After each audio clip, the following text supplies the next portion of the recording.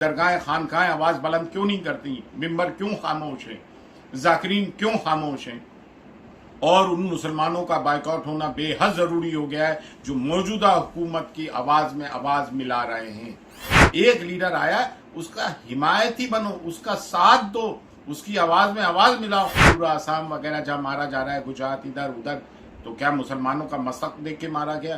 तिरुपरम में जो मस्जिद जली, क्या ये देखकर जलाई गई कि बरेलवी की है, देवबंदी की है, अहले हदीस की है? ये जुल्म ज्यादती बंद होना चाहिए।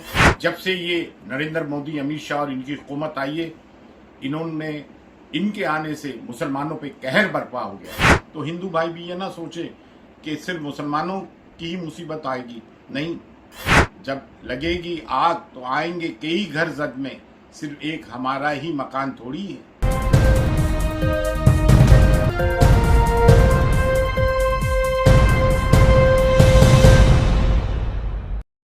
अस्सलाम वालेकुम, मैं सैयद सरवर चिश्ती अजमेर शरीफ से त्रिपुरा।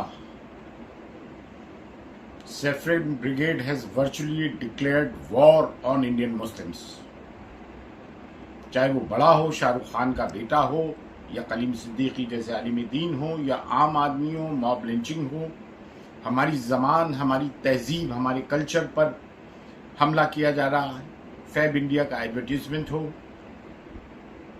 किसी भी कौम और मिल्लत की अगर आइडेंटिटी छीनना चाहते हो तो उसकी जुबान और तमद्दुन को, कल्चर को ख़त्म कर दो। तो मुसलमानों, पहली चीज़ तो आप ये करें कि अपने अपने दुकानों के बाहर और घर के बाहर जो बोर्ड्स हैं, बेशक आप हिंदी और इंग्लिश में भी लिखें और अपनी मुकामी ज़बान में भी लिखें, लेकिन उर्दू में लिखना आज से शुरू कर दें, ताकि क्लियर कट मैसेज कन्वे हो जाए कि ये कौम, मुस्लिम कौम, अपने कल्चर, अपने तमद्दुन और अपनी ज़बान को लेकर जाग चुकी है।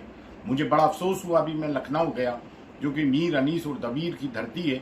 वहाँ बोर्ड्स हिंदी और इंग्लिश में तो थे, उर्दू में नहीं थे। मैं वहाँ पे ये कह कर आया हूँ, बराए करम यहाँ से इस खेल को शुरू करें और लानत उलमा, मशाइख, पीर और जाकिरीन पर जो आज तक 7 सालों में जिन्होंने आवाज़ नहीं उठाई है, और आवाज़ भी उठाई है तो मिमियानी बकरी की तरह उठाई है।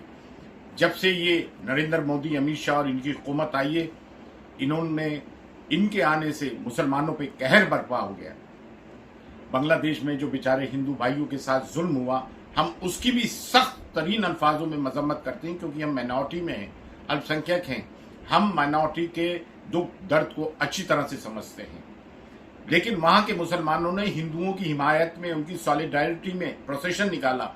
मैं यहाँ के हिंदुओं से, हिंदुस्तान के आह्वान करता हूँ कि हम मुसलमानों पे जो जुल्म ज्यादती हो रही है, आप भाई भी रोड पर प्रोसेशंस निकालें और हमारी हिमायत करें। और मुसलमानों को भी CA NRC में जो प्रोटेस्ट किया था डेमोक्रेटिक तरीके से, उसी तरह से हमें रोड पे आना पड़ेगा और कानून का दरवाजा खटखटाना पड़ेगा। कानून के दायरे में रहकर हमें अपनी आवाज़ को बुलंद करना पड़ेगा और मसाकी इख्तलाफात को दफन कर देना पड़ेगा। आपने देखा त्रिपुरा, आसाम वगैरह जहां मारा जा रहा है, गुजरात इधर उधर, तो क्या मुसलमानों का मस्तक देख के मारा गया? तिरुपरम में जो मस्जिद जली, क्या ये देखकर जलाई गई कि बरेलवी की है, देवबंदी की है, अहले हदीस की है? आप हमें जवाब दीजिए ना इस बात का। हम तो अल्हम्दुलिल्लाह डे 1 से बाहर गए, हुजूर गरीबनाथ से कहीं दरगाह शरीफ के अंदर आता है नूर हो, या ख्वाजा मोइनुद्दीन चिश्ती की दरगाह का मेन गेट हो, नामों से रसूल सल्लल्लाहु अलैहि वसल्लम का मामला हो, CA NRC का मामला हो, डेनमार्क में जो कार्टून बनाया हुजूर की शान में गुस्ताखी की, हम लोगों ने हमेशा सदा बुलंद की है।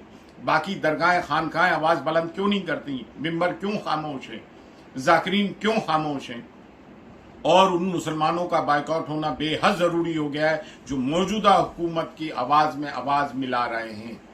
ये जुल्म ज्यादती बंद होना चाहिए। हिंदुस्तान, भारत हमारा एक खूबसूरत मुल्क है, गुलदस्ता है, और जो लोग इसको ख़त्म करने की कोशिश कर रहे हैं, तो हिंदू भाई भी ये ना सोचे कि सिर्फ मुसलमानों की ही मुसीबत आएगी, नहीं, जब लगेगी आग तो आएंगे कई घर जद में, सिर्फ एक हमारा ही मकान थोड़ी है। इसमें सिर्फ एक हमारा ही मकान थोड़ी है। तो इसमें ये जब देश जड़ेगा तो सब बर्बाद होंगे। इस देश को बचाएं, इस देश के कॉन्स्टिट्यूशन को बचाएं और इस फैसिस्ट रिजीम को दफा करें, क्योंकि यूपी में इलेक्शंस है और इलेक्शंस में ये जो हैं इसका फायदा उठाने के लिए ये चीज कर रहे हैं। और एक चीज मैं और कहना चाहूंगा, भाई किसी को तो अपना एक लीडर मान के चलो। आपने अवैसी साहब को बीजेपी पार्ट 2 कह दिया। क्यों मुसलमानों को अपनी पार्टी बना के इलेक्शन लड़ने का हक नहीं है? कि दूसरी पोलराइजेशन हो जाएगा, मुस्लिम वोट बढ़ जाएगा। कब तक हम सेकुलर पार्टीज के बहाने में आए? 72 साल देख लिया। हमारी भी अपनी तंजीमी सियासी तंजीम होना चाहिए, लेकिन हाँ, किसी सो कॉल्ड सेकुलर पार्टी के साथ मिलकर कोलिशन पार्टनर बनना चाहिए। एक जैसा भी सही, एक लीडर तो है जो पढ़ा लिखा है, बैरिस्टर है और सदा बुलंद करता है पार्लियामेंट में मुसलमानों के लिए। मुसलमानों, तुम अपने सही गलत की आज तक तमीज ही नहीं कर पाए हो।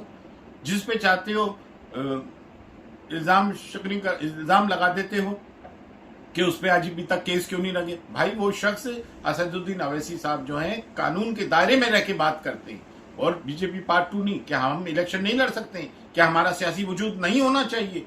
मैंने तो इतना ही समझा है। मैं किसी का कोई चापलूस नहीं हूं, किसी जमात से मेरा ताल्लुक नहीं। मैं मुसलमानों के हक में बोल रहा हूं।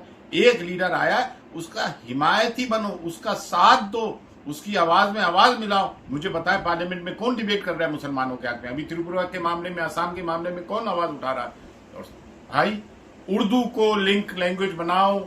आज से ये तय कर लो, जितने बोर्ड हैं, कश्मीर से कन्याकुमारी और असम से बंगाल, राजस्थान, अपनी मकामी जबान हिंदी उर्दू के साथ उर्दू में भी बोर्ड लिखें, जरूर लिखें। फी अमानिल्लाह, अल्लाह हाफिज।